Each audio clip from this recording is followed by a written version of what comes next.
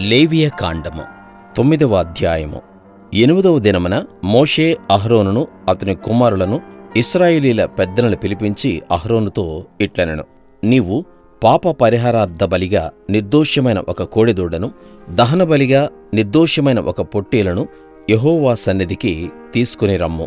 మరియు నీవు ఇశ్రాయేలీయులతో, మీరు యెహోవా సన్నిధిని బలి నర్పించునట్లు పాప పరిహారార్థ బలిగా నిర్దోషమైన మేకపిల్లను, దహనబలిగా నిర్దోషమైన ఏడాది దూడను, గొర్రెపిల్లను, సమాధాన బలిగా కోడెను, పొట్టేలును, నూనె కలిపిన నైవేద్యమును తీసుకుని రండి.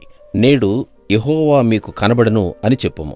మోషే ఆజ్ఞాపించిన వాటిని వారు ప్రత్యక్షపు గుడారం ఎదుటికి తీసుకుని వచ్చిరి.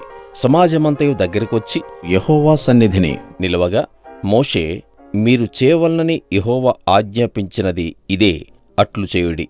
అప్పుడు యెహోవా మహిమ మీకు కనబడును అనెను.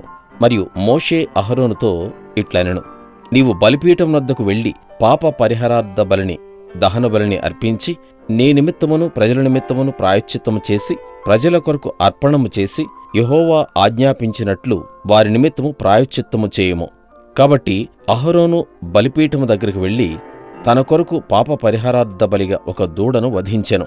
అహరోను కుమారులు దాని రక్తమును అతని వద్దకు తేగా, అతడు ఆ రక్తములో తన వ్రేలు ముంచి బలిపీఠపు కొమ్ముల మీద దాని చమిరి, బలిపీఠము అడుగున ఆ రక్తమును పోసెను.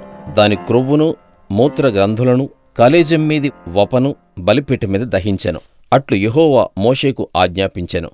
దాని మాంసమును, చర్మమును పాళెము వెలుపల అగ్నితో కాల్చివేశెను. అప్పుడతడు దహనబలి పశువును వధించెను. అహరోను కుమారులు అతనికి దాని రక్తమును అప్పగింపగా, అతడు బలిపీఠము చుట్టూ దానిని ప్రోక్షించెను. మరియు వారు దహన బలి పశువు యొక్క తలను, అవయములను అతనికి అప్పగింపగా, అతడు బలిపీఠం మీద వాటిని దహించెను. అతడు దాని ఆంత్రములను, కాళ్లను కడిగి బలిపీఠం మీదనున్న దహనబలి ద్రవ్యము పైన దహించెను. అతడు ప్రజల అర్పణమును తీసుకుని వచ్చి, ప్రజలు అర్పించు పాప పరిహారార్థ బలిగు మేకను తీసుకుని వధించి, మొదటి దానివలే దీనిని పాప పరిహారార్థ బలిగా అర్పించెను. అప్పుడతడు దహనబలి పశువును తీసుకుని విధి చొప్పున దానిని అర్పించెను. అప్పుడతడు నైవేద్యమును తెచ్చి దానిలో నుండి చేరెడు తీసి ప్రాతఃకాలమందు చేసిన దహనబలి కాక బలిపీఠం మీద తీసిన దానిని దహించెను. మరియు మోషే ప్రజలు అర్పించు సమాధాన బలి రూపమైన కోడెదూడను, పొట్టేలును వధించెను. అహరోను కుమారులు దాని రక్తమును అతనికి అప్పగింపగా, అతడు బలిపీఠము చుట్టూ దానిని ప్రోక్షించెను. మరియు వారు ఆ దూడ క్రొవ్వును, మేక క్రొవ్వును, క్రొవ్విన తోకను, ఆంత్రములను, కప్పు క్రొవ్వును, మూత్ర గ్రంథులను, కాలేజం మీది వపను అప్పగించిరి. బోరల మీద క్రొవ్వును ఉంచిరి. అతడు బలిపీఠం మీద ఆ క్రొవ్వును దహించెను. బోరలను, కుడి జబ్బను యెహోవా సన్నిధిలో అల్లాడించు అర్పణముగా అహరోను అల్లాడించెను. అట్లు యెహోవా మోషేకు ఆజ్ఞాపించెను. అప్పుడు అహరోను పాప పరిహారార్థ బలిని, దహన బలిని, సమాధాన బలిని అర్పించి ప్రజల వైపునకు తన చేతులెత్తి వారిని దీవించిన తరువాత దిగివచ్చెను.